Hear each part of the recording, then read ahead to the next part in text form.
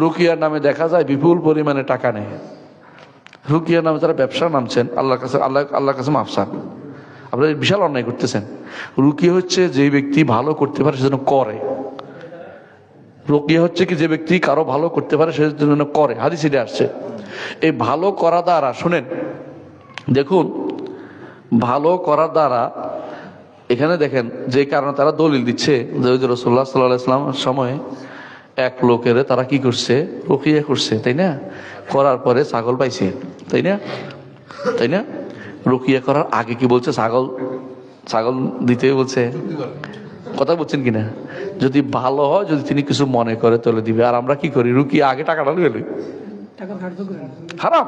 এই টাকা নেওয়া হারাম, জায়েজ নেই। অগ্রিম টাকা নেওয়া জায়েজ নেই।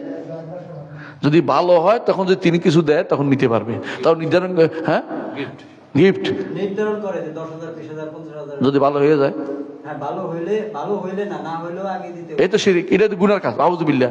সে কি ভালো করতে পারবে? যদি মনে করে সে ভালো হবে, গুনার কাজ, শিরিক হয়ে যাবে। কারণ সেটা কি ভূত আল্লাহ জানি না। 2 নম্বর হচ্ছে যদি কোনো মনে করে যে যেটা ফু দিতেছে কোরআন বাণী, তাহলে এই পদ্ধতি আবিষ্কার করা জায়েজ আছে যে ফু দিতে পারবে, কিন্তু টাকা দিতে হবে যখন বলে, তাহলে আল্লাহর বাণীকে টাকা দিয়ে বিক্রি করছে। বলে কি যে জিন আনছি, হাজিরা দিছি, ওই তো আরো কুফরি করছে, আরো কুফরি করছে। তোরা জিন আনছে করছে কেটা? জিনের কাছে কি গায়েব জানে নাকি? এই জন্য মনে রাখবেন, যারা এই কাজটা করে, এখন যারা এমনকি তারা বেদাতি, যারা এই জিনের ইয়া খুলে ফেলছে, কি খুলে ফেলছে? অফিস খুলে ফেলছে, সেন্টার, রুকিয়া সেন্টার করছে, এটা জায়েজ না, এগুলো হারাম, কোনো সন্দেহ নেই, এগুলো হারাম।